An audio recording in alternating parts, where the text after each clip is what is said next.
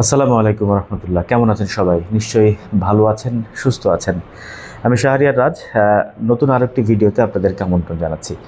আজকে আমি যে বিষয়টা নিয়ে কথা বলবো সেটি হচ্ছে 2026-27 অর্থ বছরের বাজেট বিশ্লেষণ দিয়ে সাধারণ মানুষের প্রাপ্তি আর অর্থনৈতিক বাস্তবতা এই বাজেটকে ঘিরে আমি এটি নিয়ে একটু আপনাদের সাথে আলোচনা করতে চাই। সেটি হচ্ছে যে আপনারা ইতিমধ্যে জেনে গেছেন যে জাতীয় সংসদে ইতিমধ্যে জাতীয় সংসদে 2026-27 অর্থ বছরের জন্য নতুন জাতীয় বাজেট পেশ করা হয়েছে। যে কোনো দেশের বাজেট শুধু কিছু সংখ্যার হিসেব নয়, এটি একটি আগামী 1 বছর সাধারণ মানুষের জীবন কেমন চলবে, পকেটের টাকা কতটা থাকবে আর বাজারের ব্যাগ কতটা ভারী হবে তার একটি স্পষ্ট রূপরেখা নির্ণায়ক এই বাজেটে। আমি আপনাদেরকে একটু ধারণা দেবার চেষ্টা করব যে এই বাজেটের আকার কেমন, সরকারের আয় ব্যয়ের হিসাবটা কী, এবং সবচেয়ে বড় কথা হচ্ছে আমাদের দৈনন্দিন জীবনে এই বাজেট ইতিবাচক নাকি নেতিবাচক প্রভাব ফেলতে যাচ্ছে।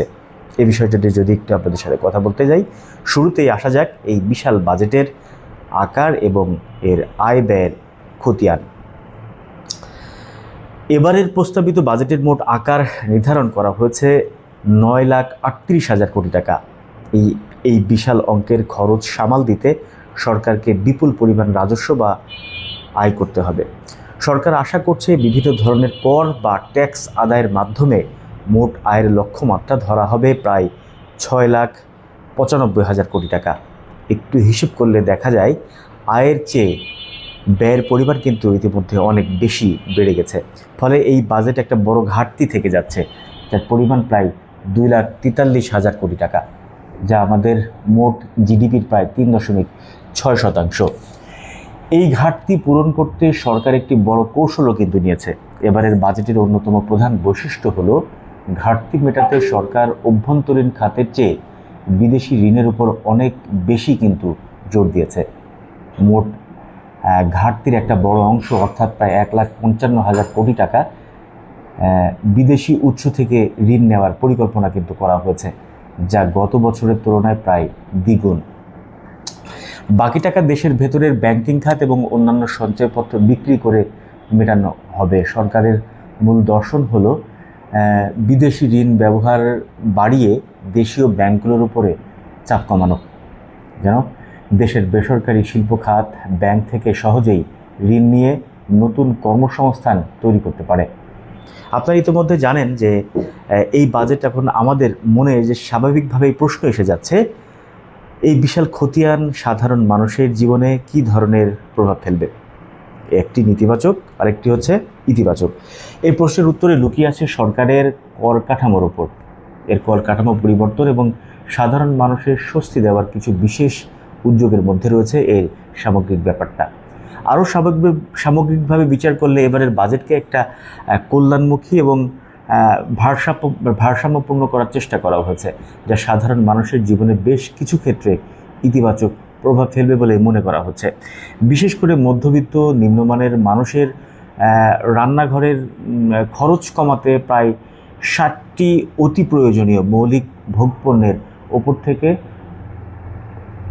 কর এবং আমদানি শুল্ক কমিয়ে দেওয়া হয়েছে। এর ফলে নিত্য প্রয়োজনীয় যেমন চাল, ডাল, গম, আলু, তেল, পেঁয়াজ, রসুন, আদা, এই ভোজ্য তেল, চিনির মতো নিত্য পণ্যের বাজারে একটা বড় ধরনের স্বস্তি আসার সম্ভাবনা কিন্তু রয়েছে। এছাড়া আপনি জানেন যে দেশের প্রবীণ নাগরিকদের জন্য ট্রেন ভাড়ার বিশেষ ছাড় এবং মেট্রো রেলে মানে রাজধানী ঢাকাতে যে মেট্রো রেল চলে এতে 25% ভাড়ার সুবিধা নিশ্চিত করা হচ্ছে, যা সামাজিক সুরক্ষার ক্ষেত্রে একটি অত্যন্ত ইতিবাচক পদক্ষেপ বলে আমি মনে করি। অতীতে কিন্তু এ ধরনের কোনো কাজ দেখা যায়নি। তবে এই ইতিবাচক দিকের পাশাপাশি কিন্তু নেতিবাচক উদ্বেগেরও জায়গা রয়েছে। দেশের বর্তমান মূল্যস্ফীতি বা ইনফ্লেশন প্রায় 9.5%-এর কাছাকাছি। এই পরিস্থিতিতে বিশাল বাজেটের ঘাটতি মেটানোর জন্য যে ঋণ নেবার পরিকল্পনা করা হয়েছে তা যদি সঠিকভাবে প্রণয়ন বা উৎপাদনশীল খাতে ব্যবহার করা না যায়, তবে বাজারে মুদ্রাস্ফীতি কিন্তু আরও বেড়ে যাওয়ার আশঙ্কা থাকবে।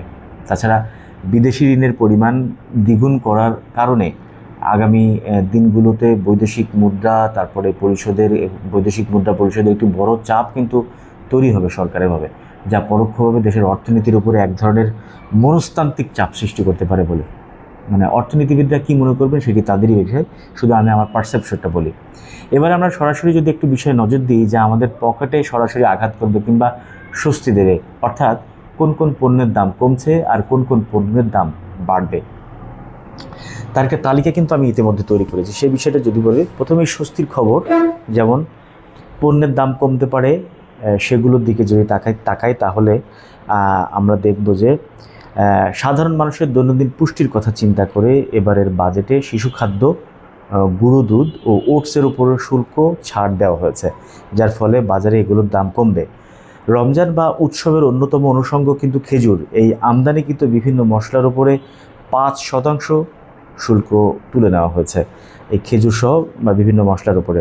তাই এই জাতীয় পণ্যের দাম কিন্তু কমতির দিকে থাকবে।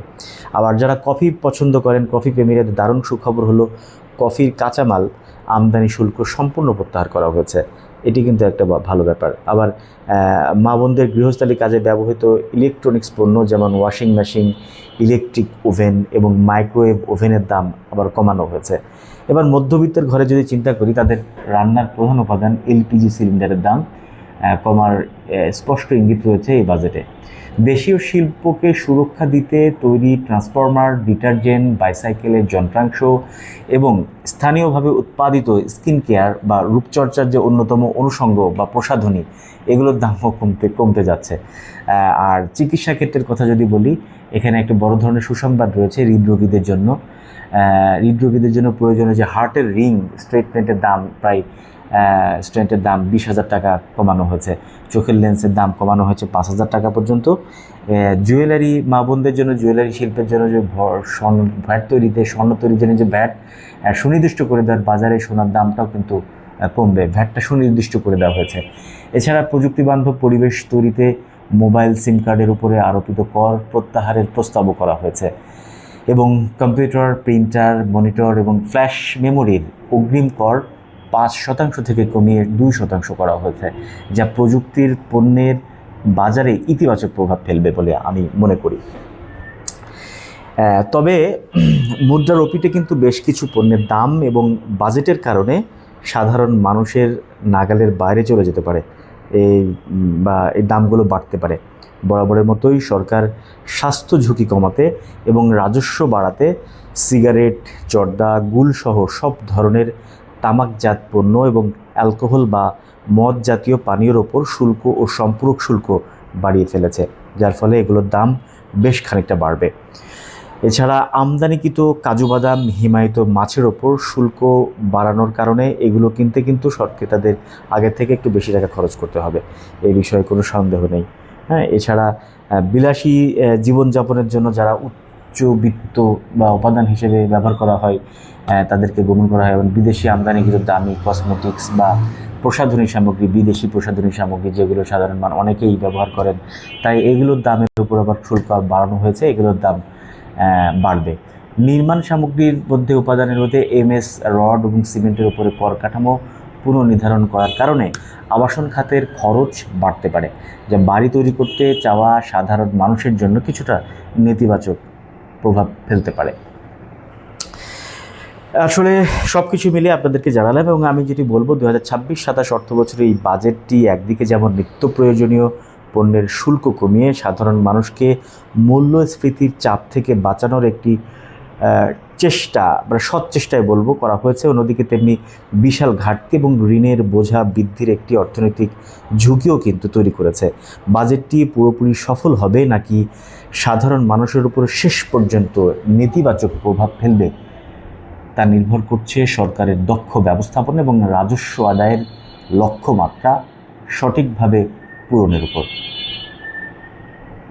আসলে এটাই ছিল আমার বিশ্লেষণ। আপনার মতামত আমাকে কমেন্টে জানাবেন। সবাই ভালো থাকবেন, সুস্থ থাকবেন। আসসালামু আলাইকুম।